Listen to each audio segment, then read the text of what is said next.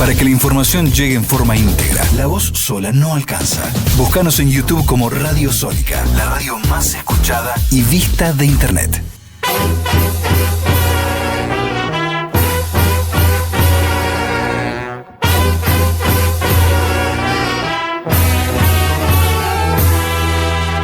¡Viva el teatro! ¡Viva el teatro siempre! Soy Gabriela Romeo, actriz, dramaturga, directora. Las invito a compartir universos singulares con extraordinarios teatristas. Este programa lo auspicia Argentores. A volar con la imaginación. Así empieza el viaje.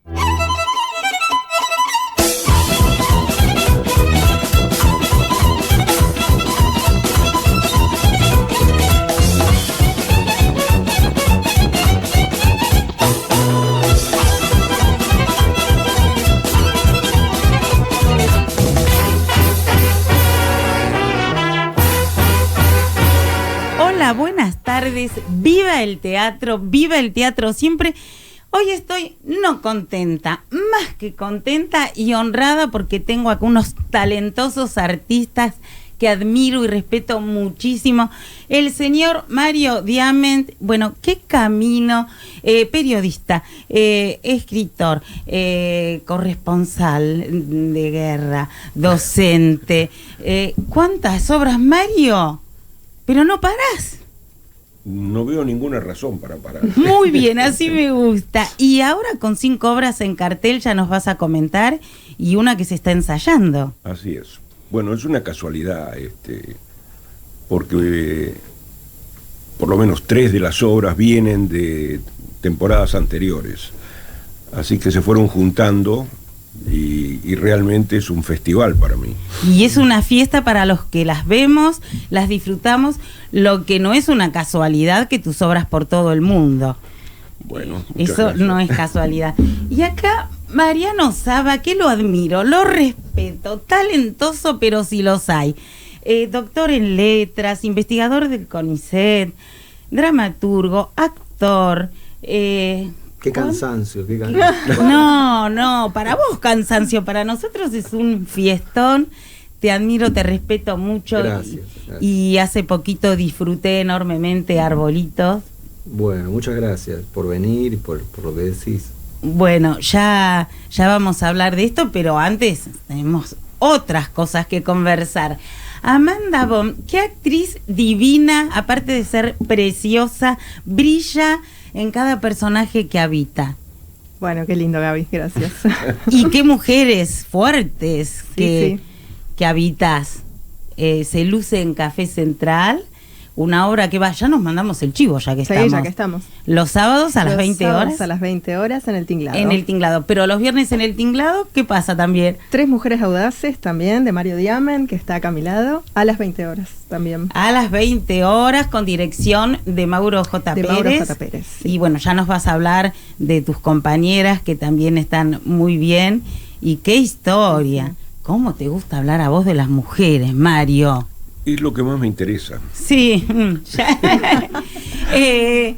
Mariano, me encantó esto de el colegio en Nacional Buenos Aires. El grupo de teatro en el Nacional Buenos Aires. Sí, estuviste indagando por en mi juventud, en mi adolescencia lejana. Sí, por supuesto. Y quiero que nos cuentes esa hermosa, bueno, que nos hables un poquito de ese grupo tan hermoso que no mucho se sabe, y esa experiencia que tuviste con la mamá de Norma Leandro cuando lo fue a ver. Contanos. Bueno, sí, eso fue muy lindo, lo de María Luisa Robledo. Sí. No, bueno, era un grupo. Yo empecé a hacer teatro ahí en el colegio secundario. Había un grupo, la verdad que una experiencia lindísima con adolescentes que se hacía en ese momento, porque el taller terminaba produciendo teatro y bueno, muchos de nosotros que seguimos haciendo teatro, hay uno en cada lado que vas, éramos parte de esa escuela y grupo, ¿no? Y entonces ahí hacíamos un espectáculo de Lorca, de textos de Lorca.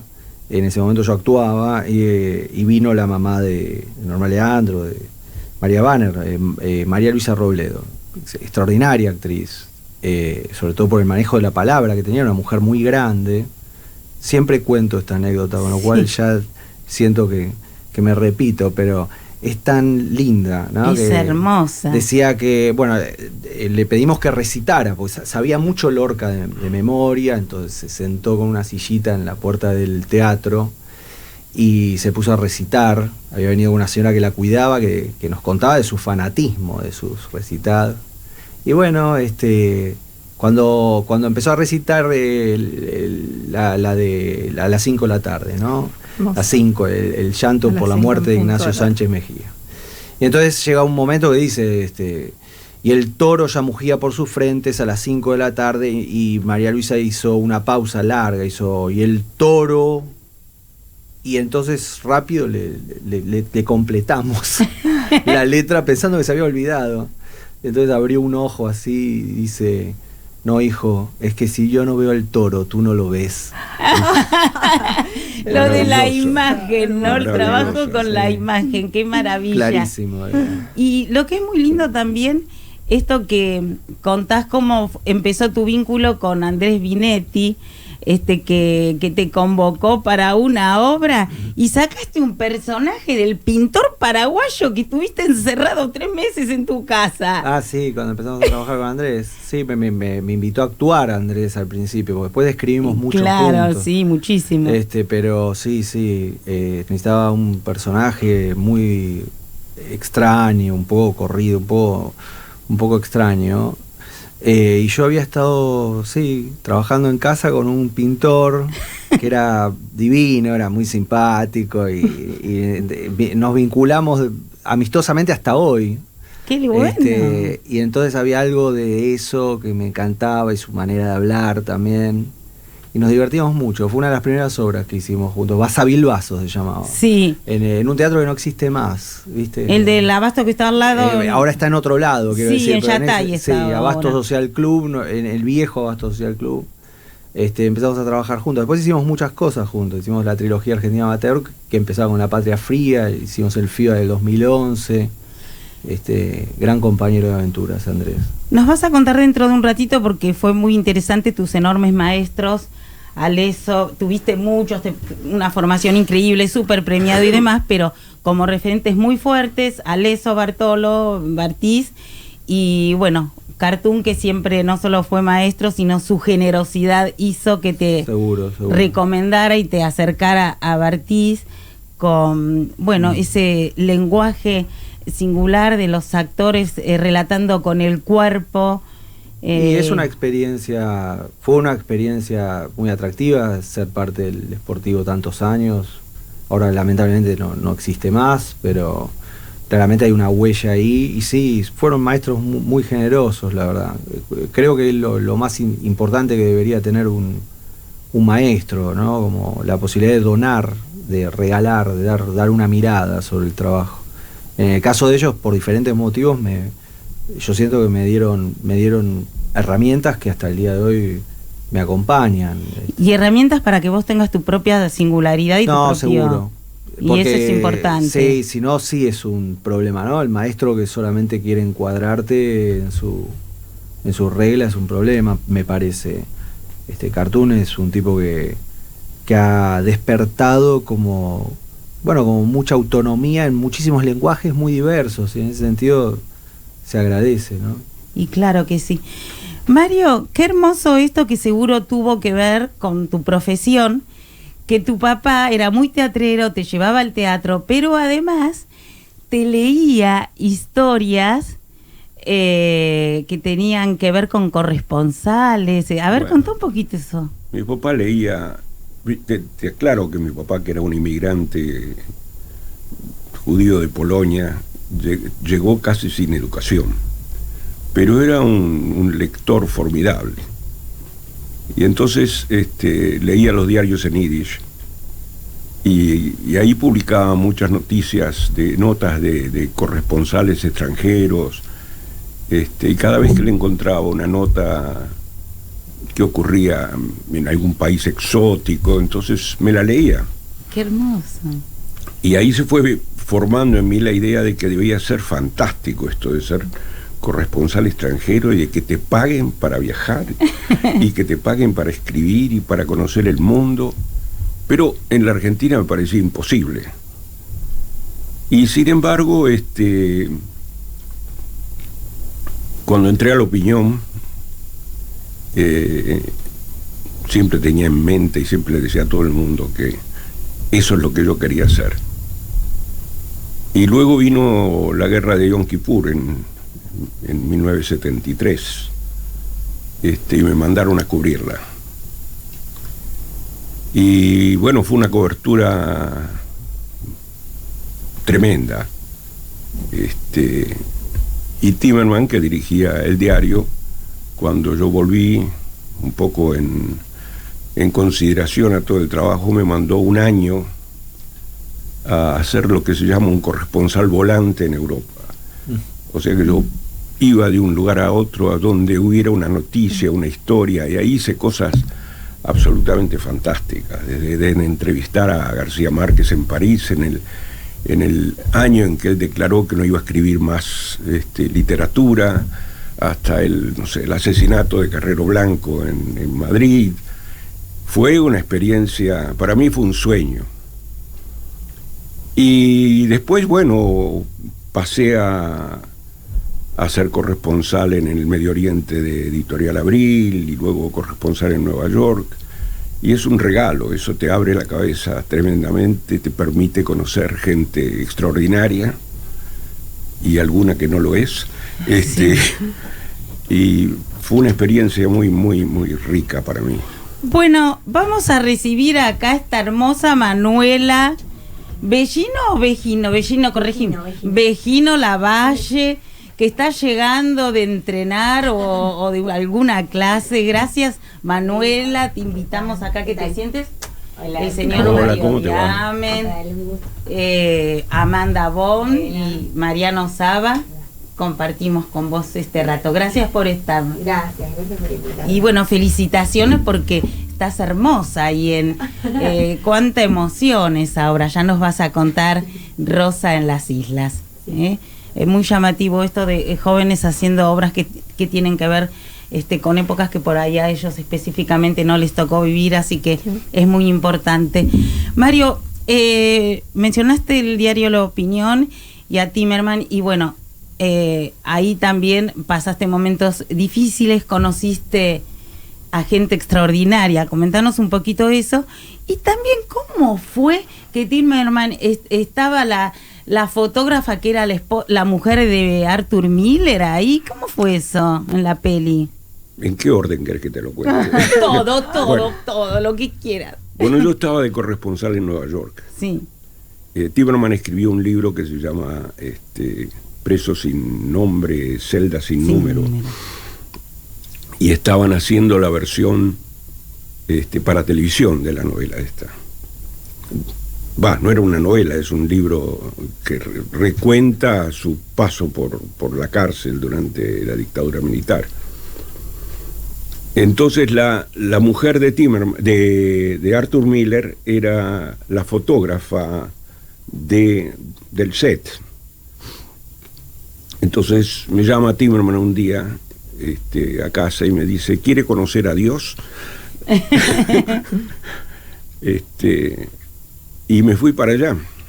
Y ahí estaba ella y estaba Arthur Miller. Y bueno, fue una emoción tremenda porque Miller fue uno de los autores que más influyó en mi formación teatral. No sé si tanto en mi dramaturgia, pero en mi formación, una admiración tremenda por él. Qué bueno.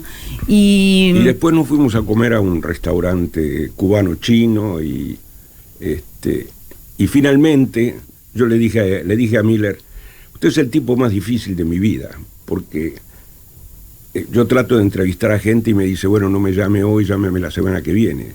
Pero su agente me pasa de estación en estación. Me dice: llámeme en la primavera, o llámeme en el otoño. Y ahí fue que me dijo: bueno, llámeme la semana que viene que vamos a hablar. Y me dio una entrevista estupenda.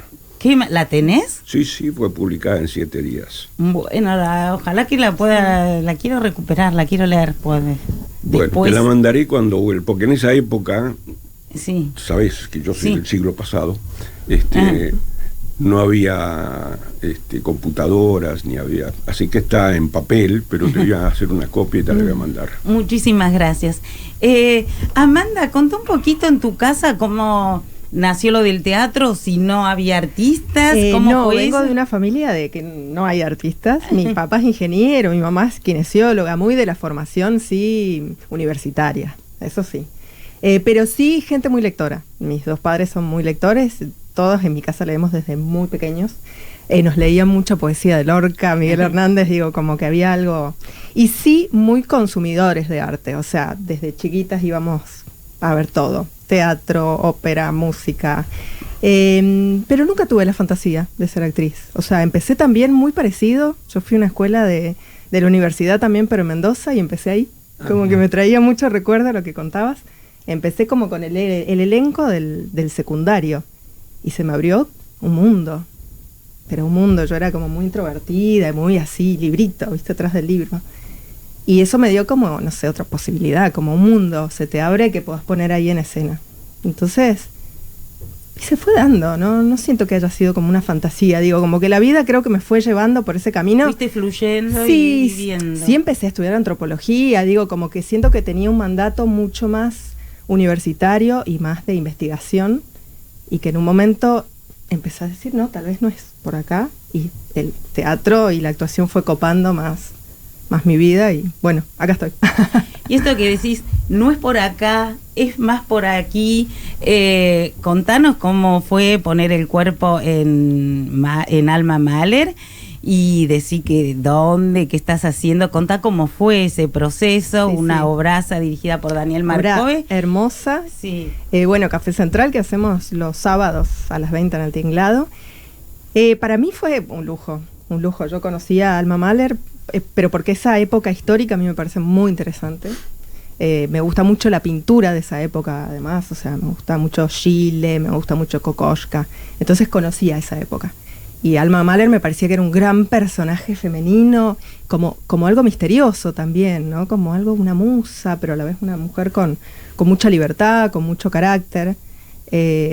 Entonces cuando yo audicioné, digamos, me llegó la posibilidad de audicionar, dije, no, esto es para mí, esto lo quiero.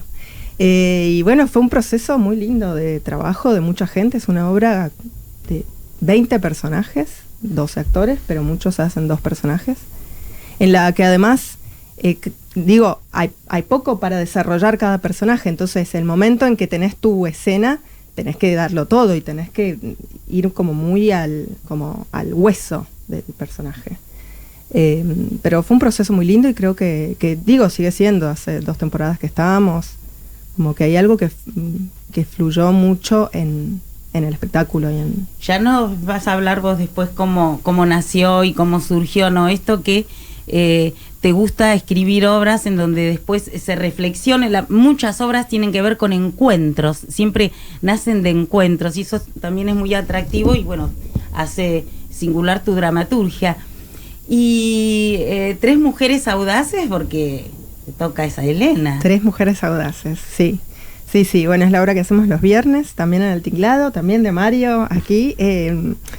La obra, sin leerla, ya me parecía muy atractiva, porque es el encuentro justamente de Elena, de Chekhov, de Tío Vania, de Nora, de Casa de Muñecas, y de la señorita Julia, que después de las obras, de lo que les toca vivir en las obras, se encuentran en un barco que viene a Buenos Aires. Ya la premisa me parecía muy atractiva.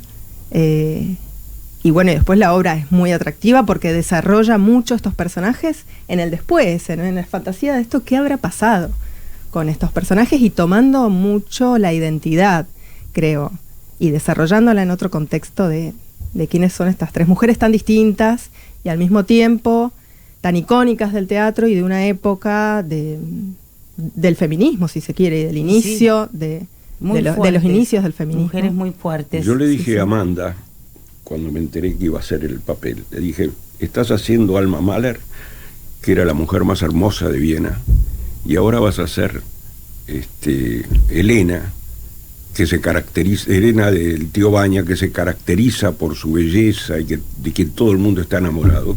vas a salir totalmente engrupida. Le dije que soy muy autocrítica, así que no.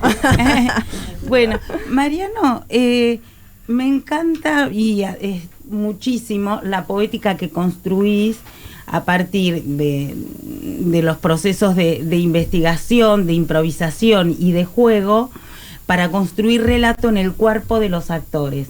Pero a su vez, específicamente, vamos a hablar ahora de Arbolitos, esta obra. Arbolitos, decí todo el título con el subtítulo. Tiene un subtítulo. Dantesco Dolor Blue.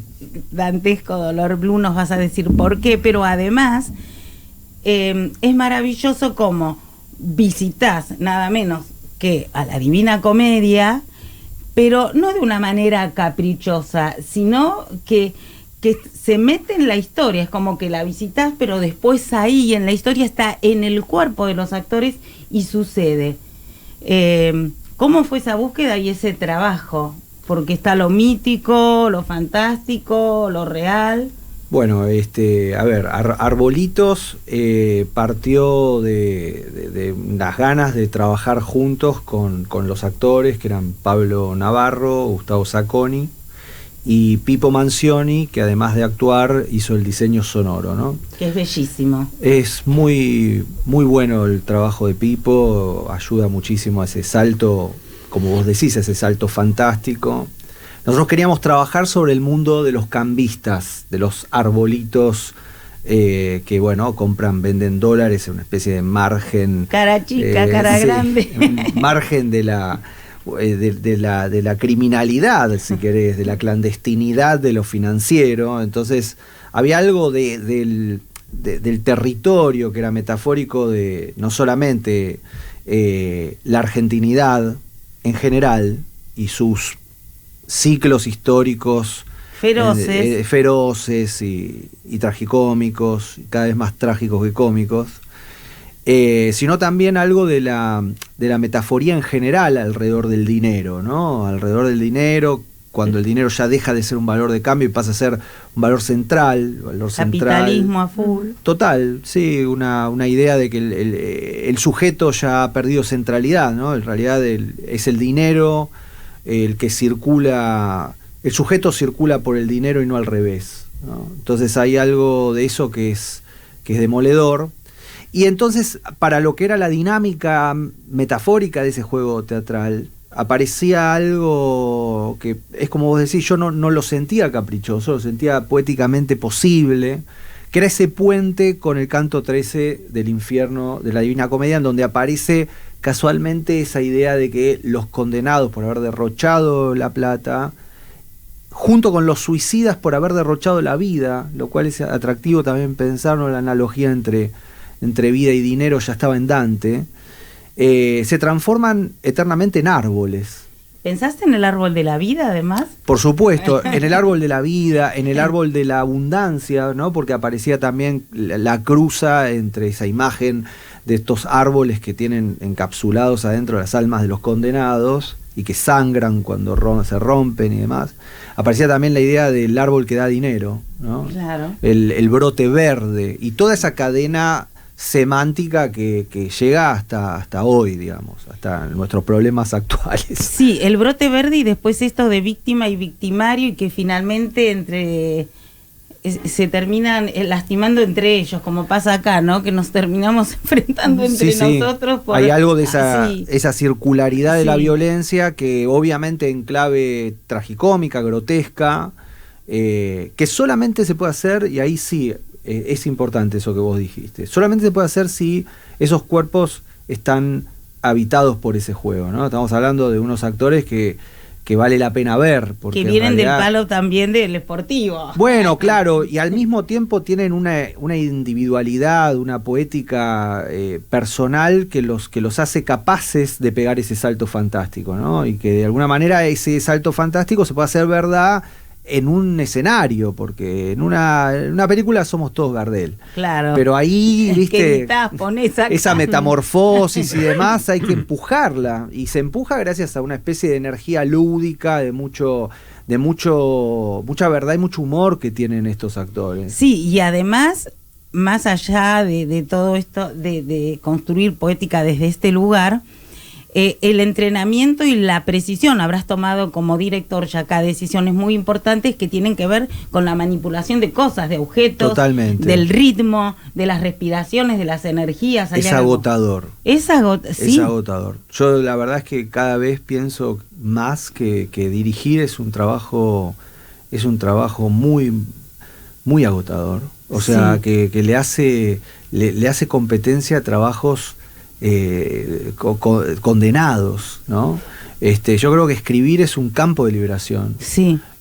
Ahora, después dirigir implica justamente eso, una conciliación con la materia, y la materia se revela, ahí empieza a haber toda una economía de objetos, espacios, circulaciones, velocidades, ritmos, y ahí decís, che, qué suerte que estaban estos actores, porque si no, naufragás. O sea, hay cuerpos que no resisten esas imaginaciones. Sí, y después también está toda la parte que es como ingrato del director, ¿no? Que después los reconocimientos y demás son, que es lógico, la obra después es del actor y es así.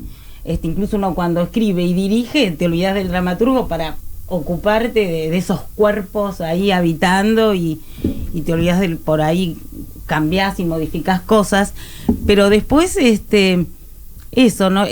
Para mí es importantísimo el trabajo de un director y no es muy valorado a veces. Mira, yo lo que creo es que está bueno desaparecer después. Quiero decir que la todo obra tiene que estar invisible, sí, tiene que estar sin estar. Todo. Está buenísimo que la obra sea querida, como todo lo que hacemos. Nosotros, en realidad, el teatro es ese arte de querer ser querido, ¿no? Pero lo importante me parece es que el teatro para mí ahora, en este despiole infernal, literalmente dantesco en el que vivimos, sigue siendo el último reducto de lo grupal, del grupo humano. Es muy lindo eso que decís muchas veces en tus notas, que te sigue emocionando que de algo que es nada, cuando uno va a empezar a escribir, después se hace colectivo. Sí. Y ¿dónde eso es más? Maravilloso. No pasa en muchos lugares más. Entonces eso sigue siendo, además de la lógica esa demiúrgica que tiene el teatro, de repente de la nada aparece una alianza y hay una historia y hay un mundo, y además está el tema del acuerdo humano, que casi está desaparecido, como una especie de pacto de resiliencia, de resistencia, de plantar discurso poético, físico, en un mundo en donde hay algo bastante desértico, ¿no? Entonces eso a mí sí me sigue pareciendo increíble. Pero como me parecía increíble cuando era chico que se organizara un partido de fútbol, te digo la verdad. Sí. O sea, vinimos todos y vamos a jugar, y está la pelota, están los arcos.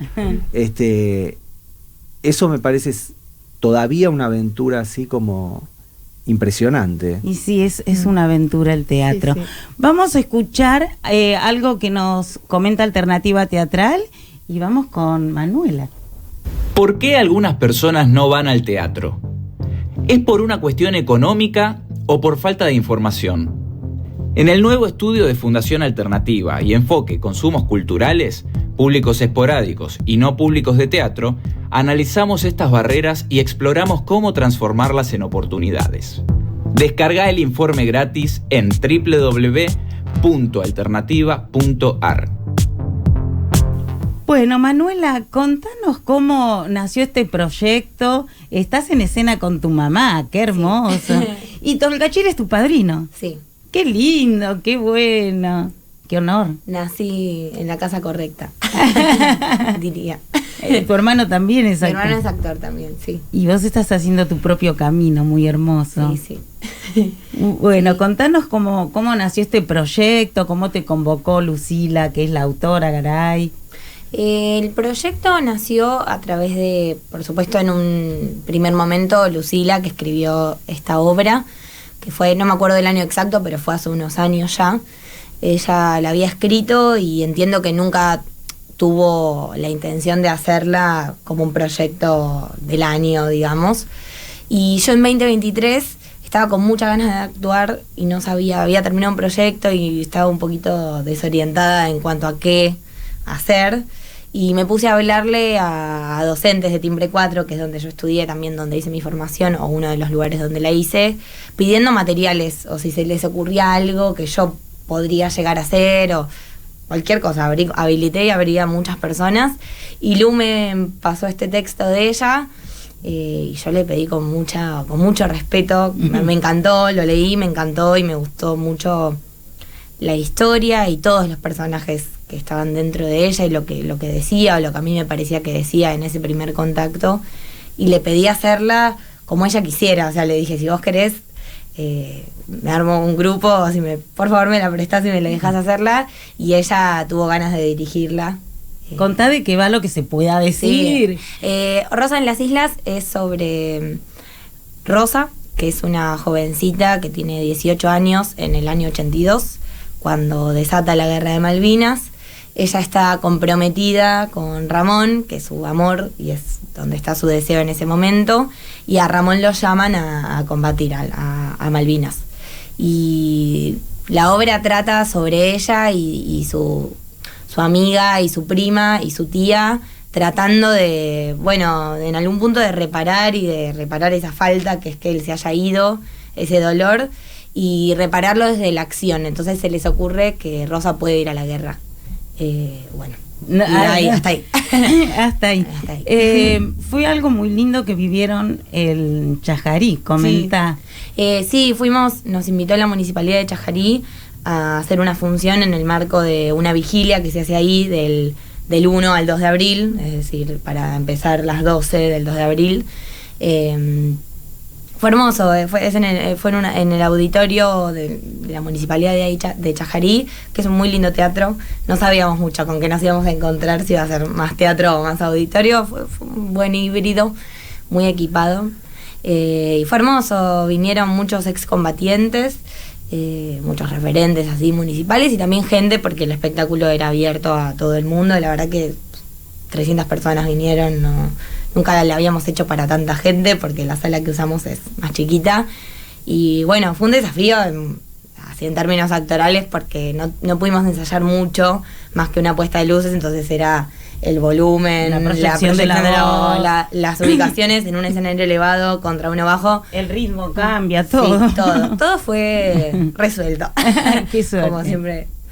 Pero bueno, muy hermoso, la verdad que fue muy hermoso, y fue muy conmovedor ese encuentro. Nombrá todo el elenco, los días, las horas, el día de función, cómo se compran las entradas, y después nos vas a contar qué te pasó a vos cuando empezaste a abordar y a investigar, porque vos eras chica en ese entonces. Sí, hace muchos años.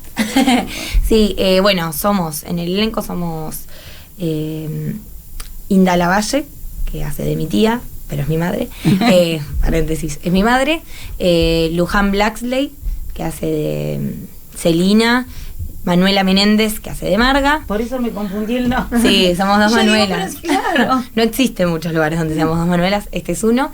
Está Tati Mancelli, que hace la asistencia de la obra y también hace reemplazos del papel de tía Olivia cuando eventualmente hay necesidad de eso. Y Lucila Garay, que es la dramaturga y la directora. Bueno, y también está Daisy González, que nos hace las redes y nos cubre una parte más. ¿Las funciones son? Las funciones son los domingos a las 4 de la tarde en Timbre 4, en la sala de Boedo, y las entradas se sacan a través de Alternativa Teatral, que lo tenemos en el Instagram de la obra, o a través de la web de Timbre 4 también ahí. Bueno, muy bien, y les recomiendo esta obra, que van a disfrutar mucho, ver las actuaciones de estas chicas tan jovencitas y talentosas. Mario, contá un poquito cómo nació tu necesidad de hacer Tres Mujeres Audaces, y no nos olvidemos después de decir que hoy vuelven a hacer función El Cazador y el Buen Nazi, 3 lunes, 20-30 horas en El Tinglado, y las entradas también en la boletería del teatro o Alternativa Teatral, con dirección de Daniel Marcove, una obra tuya, y Jean-Pierre Noer, que está fantástico, y Ernesto Claudio, que también otro enorme actor. Bueno, Tres Mujeres Audaces. Sí. Eran 3 personajes que siempre primero que son tres personajes icónicos del teatro universal, y también de alguna manera estas tres obras que fueron Casa de Muñecas, La señorita Julia y El tío Baña, yo creo que en buena medida abrieron la puerta al teatro contemporáneo.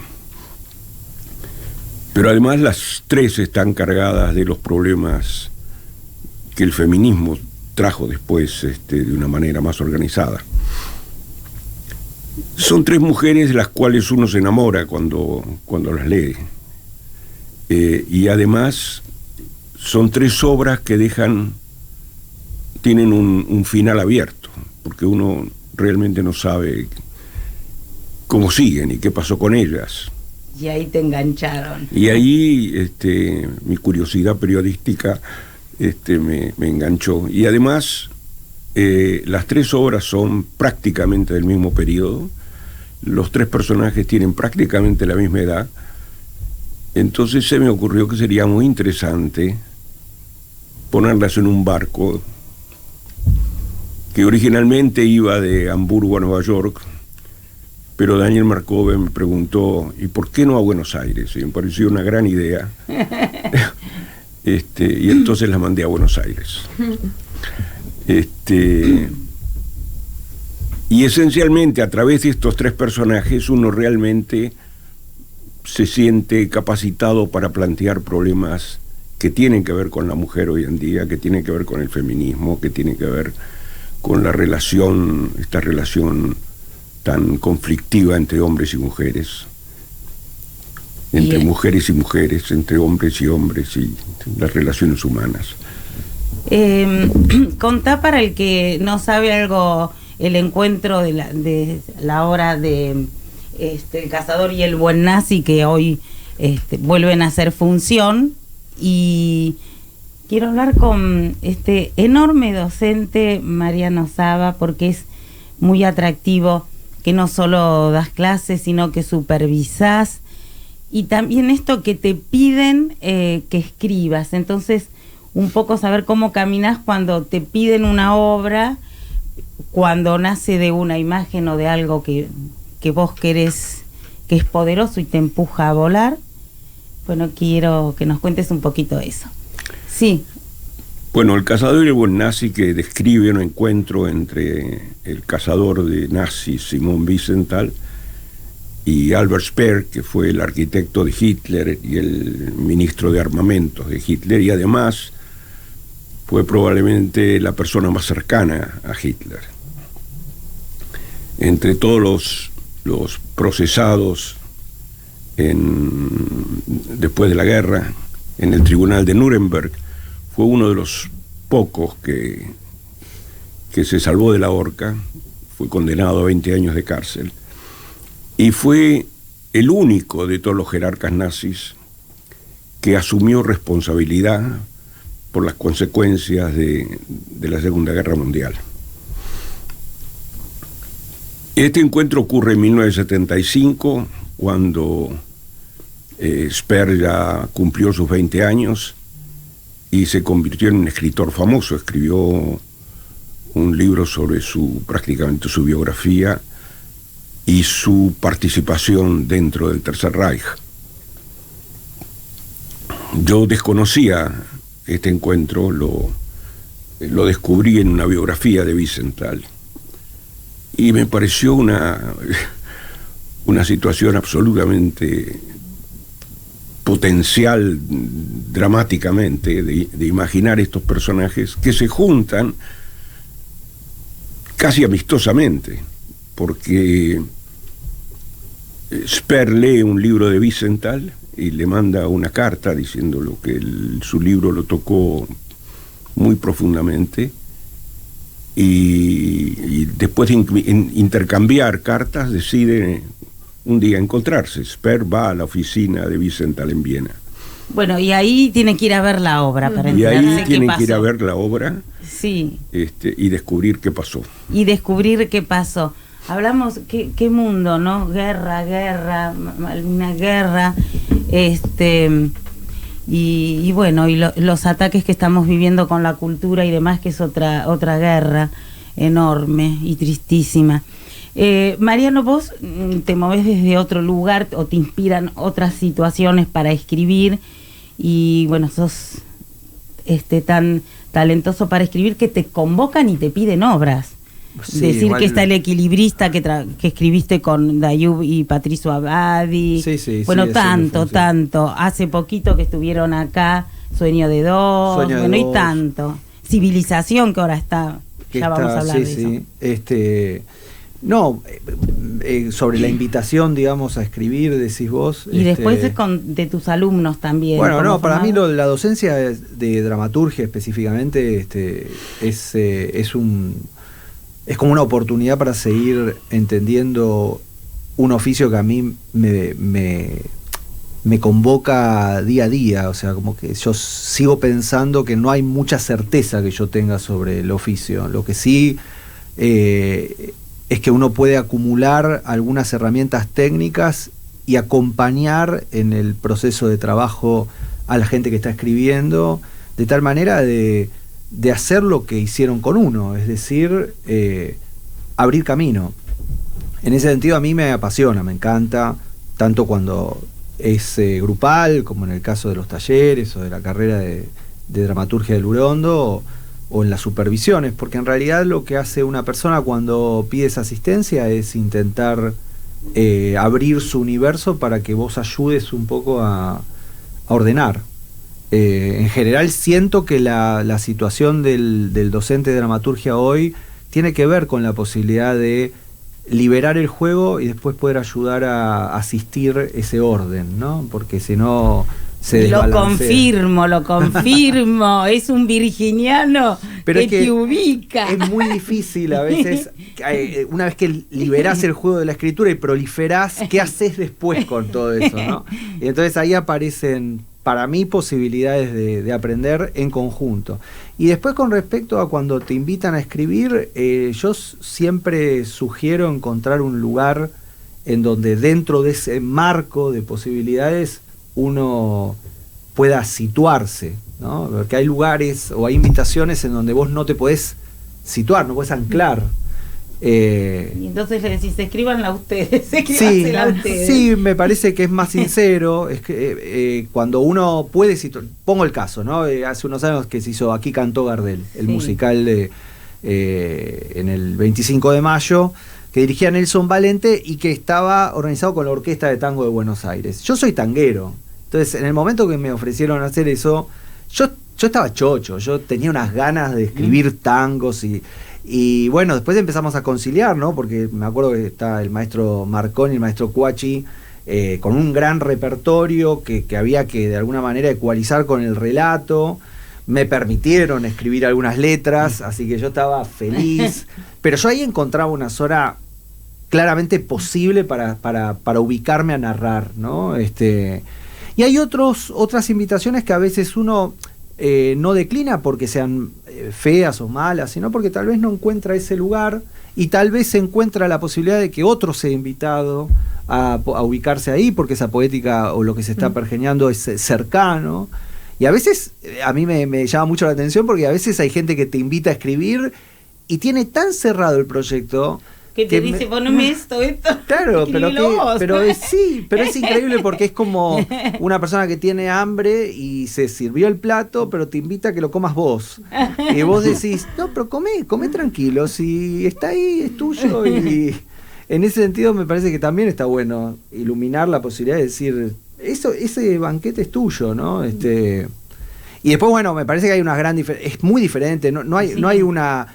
Para mí no hay un itinerario de escritura, bueno, Mario lo debe saber mejor que yo, no hay un itinerario único de escritura, claro. A veces que uno parte de una imagen, a veces uno parte, como dijimos, ¿no? Arbolitos, parte de esta posibilidad de trabajar juntos, además de ese juego sobre un universo de los cambistas y de Dante, que bueno, nos permitió andar, ¿no? y poder hacer la obra hoy.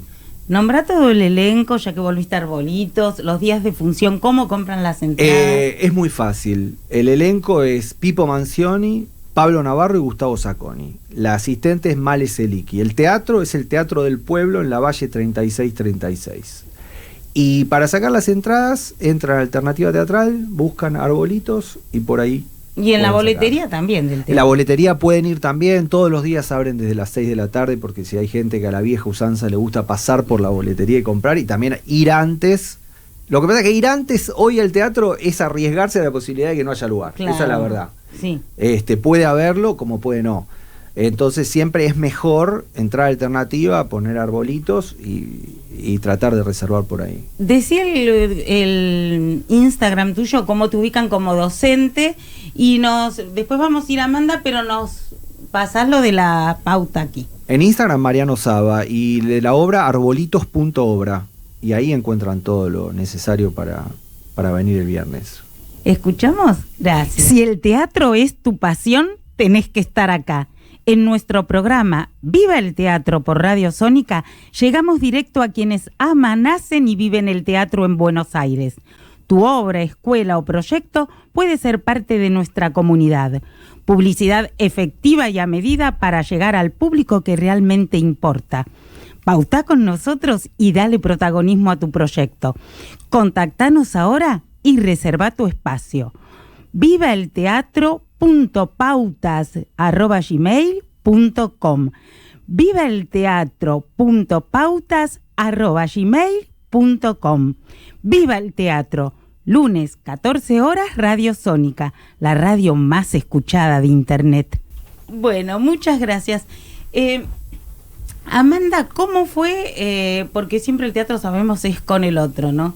Esta Elena en ese viaje, pero desde lo actoral, con tus compañeras actrices, y después para construir esos personajes que habitan ahí en el árbol, en el barco. Sí, bueno, yo llegué última al elenco, sí. Llegué por reemplazo en realidad. Así que me sumé a un proyecto que ya venían ensayando y cada una venía trabajando ahí. Pero bueno, se trabajó mucho, creo, Mauro trabajó mucho sobre la diferenciación de estos personajes, porque cada uno tiene una personalidad y son muy distintas. Entonces, como que eso fue uno de los enfoques. Y particularmente yo quería trabajar algo de esta Elena que es tan ambigua, ¿no? Hay algo de su ambigüedad, que es bastante chejoviano, pero en ella, sobre todo, está muy presente. Esto de que hay un deseo que no es totalmente claro. Nunca se sabe qué quiere Elena. Y entonces quería trabajar, digamos, como que busqué trabajar eso desde el decir, desde la corporalidad, como algo también de una languidez, cierta languidez, como digamos, como que por ahí fui llevando el trabajo, y cada una fue trabajando sobre todo, y bueno, con el director mucho en sus personajes. Contanos un poquito acerca del teatro de repertorio, y además, bueno, estás constantemente ensayando, haciendo funciones desde la actriz. ¿Cómo buscas o cómo cuidas no volverte mecánica? Qué linda pregunta. Bueno, el teatro de repertorio es un teatro en Vicente López que tiene 33 años, creo que cumple este año. Es un teatro, justamente una compañía donde hay mucha gente que lo lleva adelante. Tiene un director que es Roberto Aguirre, pero somos un montón de personas que sostenemos una sala que tiene 2 salas, que tiene una sala de entrenamiento, de clases, se dictan muchas clases. Y lo que tiene, como al ser un teatro barrial, es que hay mucho recambio. O sea, los espectáculos cada 3 meses, 4 meses como mucho, se cambia totalmente toda la cartelera. Porque nuestro público es barrial. Entonces, se agota en un momento el público. Bueno, y eso hace de afuera durante las temporadas? No mucho. Se hace, bueno, como el festival que se hizo, pero se produce mucho desde adentro, la compañía. Pero aparte hay mucho taller de montaje. Entonces hay muchos alumnos que también hacen obras, y no hacen una vez, sino que hacen 2 meses de funciones. Entonces hay mucha variedad de espectáculos. En un año se produce mucho. Creo que eso te da algo que es oficio. Digo, como que te entrenas mucho el oficio, porque permanentemente estás cambiando de obra, de personajes, de elenco también. ¿De director? Y de director también porque dirige Roberto, pero hay un plantel de directores con poéticas muy distintas. Yo particularmente trato de trabajar como mantener vivo algo del imaginario, mantener vivo y cambiar. O sea, no siempre lo mismo. No, o sea, hay algo, yo trabajo mucho con imágenes. Sí. Y no son siempre las mismas. O sea, cada cierto tiempo hay algo de lo interno que yo lo voy modificando, que necesito ir modificándolo, incluso en obras tan precisas como Café Central, que es maquinita, relojito, o sea, hay un tema de pies que tienen que ser. Trato de algo del decir que cambia, algo de la reacción, y soy de ir sumando detalles, como que soy muy del detalle, de ir sumando cada función detallitos, pequeñas cositas. Pero hay algo de lo interno que siento que a mí me ayuda a mantener vivo. Si cambio lo interno, sigue vivo. Menciona a tus compañeras de 3 mujeres audaces, el elenco, días, horas de función, repetí. Muy bien. Y Café Central, y vamos a Manu. Muy bien. Bueno, 3 mujeres audaces, estamos los viernes a las 20 horas en el Teatro El Tinglado. Somos Julieta Correa Safi, Nadia Furz, Miguel Sorrentino y yo, Amanda Bond. Dirige Mauro J. Pérez y nos asiste Narela Ríos. Y bueno, un montón de gente más en la producción, vestuario y demás.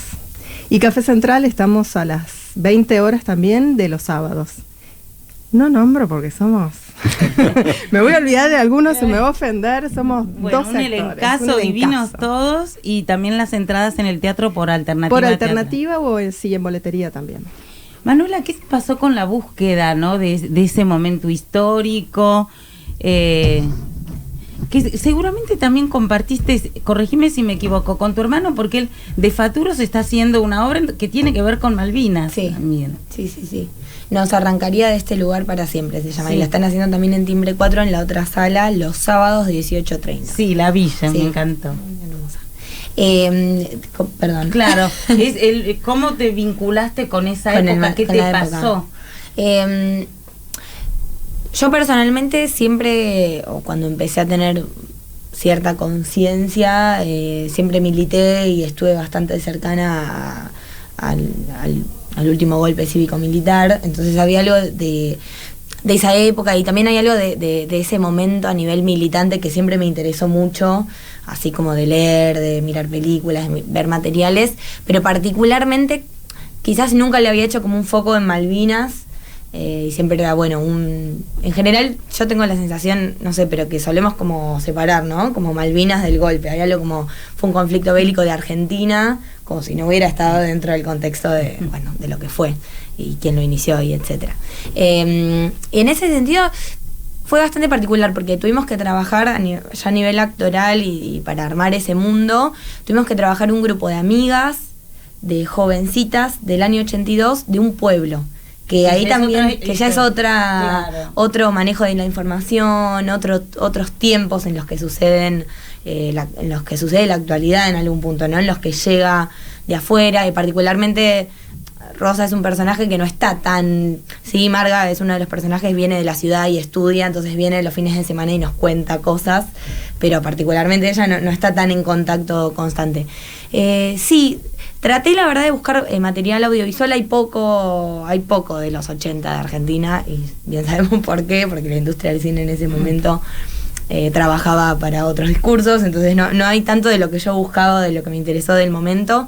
Pero bueno, fue como construir un imaginario, un poco de relatos, de preguntarle, todas hicimos medio el ejercicio de preguntarle a nuestras abuelas, algo de esa impresión, o bueno, así compañeras que tengamos que quizás vivieron esa adolescencia, y bueno, ir ahí armando. Que fue muy fuerte, no voy a contar cómo es la cosa porque no quiero... Pero contá. Esto de que ese Ramón, ¿cómo lo encontraste después? Cómo la guerra nos hace bestias también, ¿no? Qué fuerte eso. Bueno, yo les quiero agradecer muchísimo algo que quieran comentar, que no les haya preguntado. Interview es una obra que se ha estrenado con dirección de Gorlero, que está Esther Goris como protagonista. Esa obra se hizo varias veces. Esa obra es una obra que de los años 90, creo que se estrenó en el 92 en el San Martín, con Alicia Aller en el papel principal, y después hubo otra versión que hizo María Concepción César, dirigida por Julio Baccaro. Es una obra que se dio en muchos lados, se dio en Estados Unidos en 2 versiones, en inglés y una en español hace poco. Se dio durante 13 años en Rumania, créase o no. Y esta actriz la llevó por Londres, por Alemania, por Canadá. Para mí es una obra de transición, en que yo de alguna manera me movía del teatro del absurdo a un teatro un poco más realista, y es una comedia loca. Es una comedia loca. Y Esther Goris está maravillosa. Sí, decí los días de función, que ya nos despedimos. Va los miércoles a las 20:30 en el Piccadilly. Ahí está. Y las entradas no son por Alternativa Teatral. No, son por... Planet, ¿cómo? Plateanet. Plateanet, por Exacto, Plateanet. Gracias. Bueno, por completar, cosa que pasa mucho tiempo. Sí, les agradezco muchísimo. Viva el teatro siempre. Y como Cartoon está siempre en nosotros por lo que nos ha entregado como maestro y por su generosidad, y porque está chocho con su hijitus, nos vamos a cerrar con un temazo de Julián Cartoon. Muchas gracias a los oyentes. Viva el teatro siempre. Gracias Radio Sónica. Gracias Gonzalo. Y hasta el lunes. Vayan al teatro. Viva la cultura. Viva el teatro. Estoy lejos de casa. Hace tiempo que estoy sentado sobre esta piedra. Yo me pregunto ¿para qué sirve la guerra? Tengo una vos estás tan fría como la nieve a mi alrededor, y vos estás tan blanca que ya no sé qué hacer. La otra noche te esperé bajo la lluvia 2 horas, 1000 horas, como un perro. Y cuando llegaste me miraste y me dijiste estás mojado, ya no te quiero. En el circo vos ya sos